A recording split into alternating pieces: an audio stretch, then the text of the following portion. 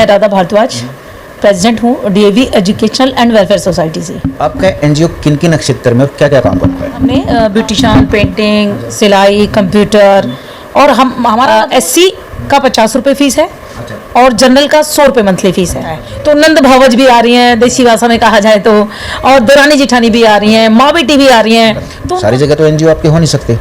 अगर पुश ना करें और वो एनर्जी गलत इस्तेमाल हो जाए तो नुकसान क्या है? यहाँ से IAS IPS भी निकले हैं, अच्छी पोस्ट पे पुलिस में भी हैं। एक तो समाज और एक सरकार, तो इनसे आपको क्या चाहिए कि एनजीओ को और बढ़ने में सहायता? हाँ, जिनको जानकारी नहीं है या वो कहते हैं नहीं हमारी लड़की घर से बाहर नहीं जाएगी, तो हम उनको भी स्पेशल काउंसलिंग सेशन रखते हैं। नमस्कार दोस्तों, मैं रविंद्र डबास, हमारे साथ है राधा भारद्वाज जी, डायरेक्टर हैं ये एनजीओ की। ज्योति है और मंगोलपुरी और भी काफ़ी श्रृंखलाएँ हैं इस एनजीओ की। पूरी डिटेल लेते हैं इनसे कि ये एनजीओ किस किस क्षेत्र में और आम पब्लिक के कैसे काम आ सकता है, आपके कैसे काम आ सकता है, और फिलहाल एनजीओ कर क्या रहा है। नमस्कार मैम। नमस्कार। अच्छा मैम जी, ये बताइए कि एनजीओ का ना आप एक बार पूरा नाम बताइए, इंट्रोडक्शन दीजिए। मैं राधा भारद्वाज प्रेसिडेंट हूँ DAV educational and welfare society से। अच्छा, जो आपका एनजीओ है हमने कई जगह देखा, ये ग्रामीण क्षेत्र में भी है, कॉलोनी क्षेत्र में भी है, और जो पोस्ट एरिया है उसमें भी है दिल्ली में। तो आपका एनजीओ किन किन क्षेत्र में और क्या क्या काम करता है? मेरा क्षेत्र शुरुआत देखिए मैंने की थी मंगोलपुरी से, और मेरी जो संस्था का रजिस्ट्रेशन हुआ, काम तो मैं बहुत साल से कर रही हूँ, जो रजिस्ट्रेशन हुआ 2003 में हुआ, और हमें पहला जो प्लेटफॉर्म दिया वो MCD ने दिया। एक बारात घर जो है जलेबी चौक पे सुल्तानपुरी में, वो हमें मिला था, जिसमें हमने ब्यूटिशियन, पेंटिंग, सिलाई, कंप्यूटर, और हमारा मतलब वो शुरुआती दौर था और बहुत स्ट्रगल किया हमने उस टाइम पे। हमें लाइट भी नहीं दी गई थी वहाँ पे, बैठने के लिए कमरा तक, ऑफिस तक नहीं था, तो जो बाथरूम काम नहीं कर रहे थे हमने उसको लैब बनाया, कंप्यूटर लैब बनाया, और हमने वहीं से इसमें MCD ने हमें बहुत सहयोग किया था, उसका मैं स्पेशल थैंक्स बोलना चाहूँगी। और इसके अलावा हमारा जौनती विलेज जो है, पहला टाटा पावर ने जो VT सेंटर बनाया अपनी बिल्डिंग में जो बनाया, वो हमारा सुल्तानपुरी जगदम्बा मार्केट 2011 में शुरू हुआ है। उसके बाद हमारा जौनती में जो पहला सेंटर बना जो टाटा पावर ने शुरू किया, वो भी हमें ही दिया गया, तो रोल मॉडल के रूप में शुरू किए गए थे ये। तो वो दोनों शुरुआत हमारी ही संस्था से हुई है। मैं ये देखता हूँ कई जगह कि जब बच्चा जॉब के लिए जाता है, बाहर मियाँ PA कर ली या अपनी एजुकेशन पूरी कर ली, तो जॉब के लिए जब जाता है, नॉर्मली जो जॉब होती है, ठीक है, मैं किसी गवर्नमेंट जॉब या किसी हाई फाई जॉब की बात नहीं कर रहा, लेकिन नॉर्मली अपने गुजारे के लिए जब जॉब पे जाता है बच्चा, तो उसको कंप्यूटर कोर्स बहुत मांगते हैं जी। और वो कंप्यूटर कोर्स काफ़ी महंगे पड़ते हैं। मैं एक पैटर्न पे बात करूँगा, काफ़ी महंगे पड़ते हैं, कई हज़ार में, कई जगह तो ऐसा होता है लाखों में पड़ जाते हैं वो कंप्यूटर कोर्स। लेकिन आपके जो एनजीओ हैं लगभग फ्री के बराबर उन कोर्सों को करवा रहे हैं। तो मैडम, ये कहाँ से आपको विचार आया कि कंप्यूटर कोर्स करवाने चाहिए? देखिए, मैं शुरू से मुझे सोशल कॉज पे था इंटरेस्ट, तो उसी को देखते हुए हमारा जो टाटा पावर ने हमें बिल्डिंग का सेटअप दिया, क्योंकि कोर्स आपको पता है कंप्यूटर में अनंत है। हाँ। और महंगे भी बहुत है, जो प्राइवेट लेते हैं वो फीस भी बहुत लेते हैं। तो टाटा पावर ने रनिंग कॉस्ट हमें दी, बिल्डिंग का सेटअप दिया, और कम्युनिटी से ही हमने बच्चों को लिया, और वहीं से हमारा स्टाफ है, तो उनको आने जाने का खर्चा बच जाता है। तो वही हमारा जो SC का 50 रुपये फीस है और जनरल का 100 रुपये मंथली फीस है, लगभग ना के बराबर है जी। बस वो भी इसलिए किया गया है कि बच्चों को भी थोड़ा सा ये एहसास रहे कि हमने कुछ दिया है, तो उसको उस चीज़ की थोड़ी सी वैल्यू समझ आए, इसको देखते हुए। अच्छा मैम, आपके गांव की तरफ भी एनजीओ है जौनती में, जैसे आपका एनजीओ आने के बाद हमने बिल्कुल डीपली वहाँ का रिसर्च की, तो पहले के हालात कुछ अलग थी, लेकिन एनजीओ आने के बाद लगातार सुधार होने लगे। जो एनजीओ से महिलाएं या बच्चे जुड़े हुए, तो देहात में या गांव में आप और अपनी श्रृंखला बनाने के लिए कुछ अग्रसर हैं? देखिए, विलेज का अभी भी हमारे जो दिल्ली से लगे हुए ग्रामीण क्षेत्र हैं, वहाँ पर बदलाव की बहुत ज़्यादा ज़रूरत है, क्योंकि अभी भी वहाँ महिलाओं को ज़्यादातर बाहर नहीं निकलने दिया जाता। तो मेरे यहाँ पे एक 50+ लेडी ने भी सिलाई का कोर्स किया, तो मुझे उसमें बड़ी खुशी महसूस हुई कि वो कहते हैं जी हम मतलब ऐसा तो नहीं है कि यंग बच्चे ही आगे कर सकते हैं। मैंने कहा आपकी सीखने की भावना होनी चाहिए।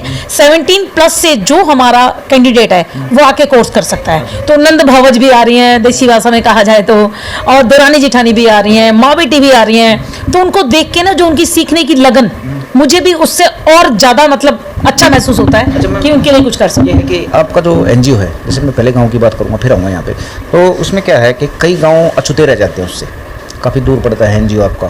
तो तो कोई गांव मान लीजिए 5 या 10 या 15 गांव इकट्ठे हो गए या कुछ मेजोरिटी इकट्ठी हो गई, आपके एनजीओ को वहाँ पे अपनी कोई श्रृंखला या आपका बनाना चाहिए, तो किस तरह फॉलो करे, किस तरह बात करे, ऐसा कुछ हो सकता है?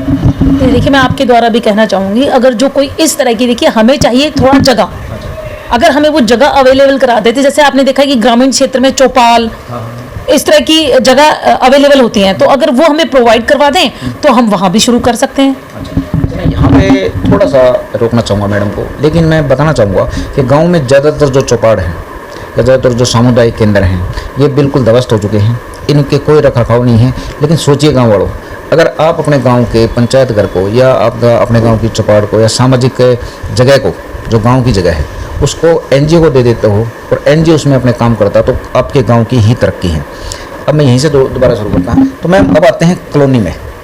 कॉलोनियों में जो कॉलोनियों के बच्चे होते हैं जो अलग अलग स्टेट से आते हैं, जो मतलब कि ज़्यादा एक है ना द्वेष भावना का शिकार रहते हैं, होती है बात, मैं थोड़ा सा फ्रेंकली बोलता हूँ। बच्चों को भी ये रहता है कि अभी बाहर का जो समाज है हमको उस दृष्टि से नहीं देखता, और असल में आपके एनजीओ से अगर अलग हट के बात करें तो बाहर का समाज उस दृष्टि से देखता भी नहीं। देखिए, यहाँ थोड़ी सी हमें अपनी भी सोच को बदलने की ज़रूरत है। देखिए, जे क्लस्टर में शुरू से मैं काम कर रही हूँ, तो यहाँ बच्चों में अगर थोड़ा सा उन्हें मार्गदर्शन मिले तो उन बच्चों में क्वालिटी, उनकी योग्यता बहुत ऊपर तक है, बहुत कर गुजरने की है। यहाँ से IAS IPS भी निकले हैं, अच्छी पोस्ट पे पुलिस में भी हैं, एनर्जी बच्चों में बहुत एनर्जी है, लेकिन बस थोड़ा सा उनको पुश करने की ज़रूरत है। वहीं ग्रामीण क्षेत्र में बल्कि देखा जाए ना तो उन बच्चों में थोड़ा सा पैसा है, उनके घर वालों के पास जरूरत पूरी हो जाती है, जरूरत उनकी पूरी हो जाती है, तो उनको बल्कि उस चीज़ की वैल्यू नहीं है जितनी की वैल्यू इन जे क्लस्टर में है।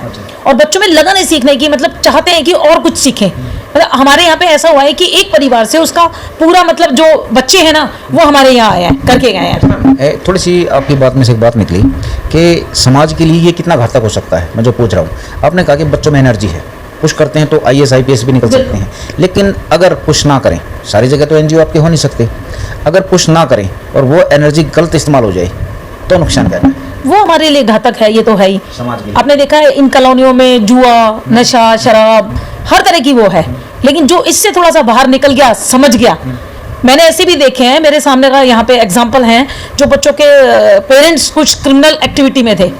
और दिल्ली पुलिस ने भी ये शुरुआत कर रखी है, जो युवा प्रोग्राम का, जो सबसे पहले हम ही ने अपनी एनजीओ में किया था फ्री ऑफ कॉस्ट। तो उसको देखते हुए उसमें ये ऐड किया गया था कि अभी भी हम उसके लिए तैयार रहते हैं।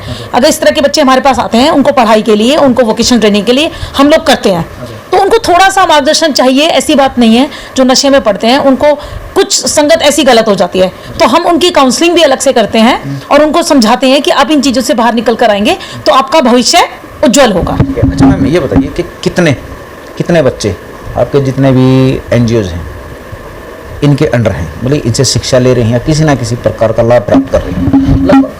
लगभग हमारे 1000-1500 के करीब बच्चे हैं। मतलब मैं कह सकता हर 6 महीने में ग्रुप चेंज होता है। अच्छा, तो हम कह सकते हैं कि हर एक 6 महीने में आप 1500 या 1000 परिवारों के अंदर कुछ अच्छा ही भेजते हैं जी। तो वर्ग हैं, एक तो समाज और एक सरकार, तो इनसे आपको क्या चाहिए कि एनजीओ को और बनने में सहायता मिले? देखिए, मैं यही कहना चाहूँगी, देखिए गवर्नमेंट की स्कीम्स बहुत निकलती हैं और बच्चे को एक ट्रेनिंग करा के उसको बेरोजगारी की लाइन में नहीं खड़ा करना, क्योंकि हमारा उद्देश्य उसको एक करियर बनाने के लिए वो करना है। और इसमें हम पता क्या करते हैं कि 17+ हम बच्चा लेते हैं एडमिशन के लिए, तो हमारा 6 महीने के जैसे कंप्यूटर को सब लगा लेते हैं, बेसिक होगा फिर DTP होगा, तो 1 साल का कोर्स करेगा बच्चा, 18+ हो जाता है वो, तो उसको हम प्लेसमेंट भी कराते हैं। और इसके साथ साथ हम उसको MSME में रजिस्ट्रेशन कराते हैं।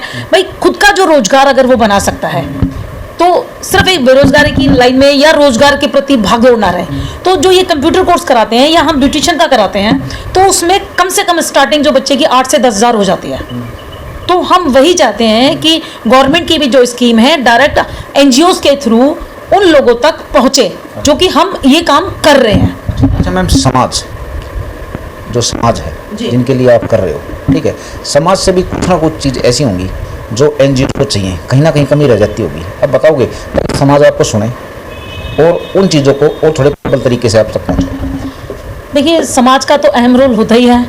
अगर अभी भी ऐसे बच्चे आ जाते हैं जो बच्चों को भेजना जरूर नहीं समझते, अभी भी इस तरह के आ जाते हैं दिल्ली जैसी जगह में, हाँ, जिनको जानकारी नहीं है, या वो कहते हैं नहीं हमारी लड़की घर से बाहर नहीं जाएगी, तो हम उनको भी स्पेशल काउंसलिंग सेशन रखते हैं ताकि वो इस हिस्से से जुड़े, आगे समझे चीज़ों को। समझे आगे चीज़ों को कि लड़की एक जो अगर पढ़ी लिखी होगी, समझदार होगी, तो वो एक घर परिवार से लेकर वो समाज तक उसका अहम रोल हो जाता है बढ़ाने में, तरक्की में, देश की तरक्की में। मैं डायरेक्टर जी का धन्यवाद करना चाहूँगा और समाज से भी आग्रह करूँगा कि मैडम ने एक बात कही है कि ये फ़ायदा तभी दे सकते हैं समाज को जब समाज खुल के सामने आएगा। तो खुल के आइए और NGO से जुड़िए, अपने बच्चों को जोड़िए, बेरोज़गार ना बनाएं अपने बच्चों को। नमस्कार दोस्तों, मैं रविंद्र डवास।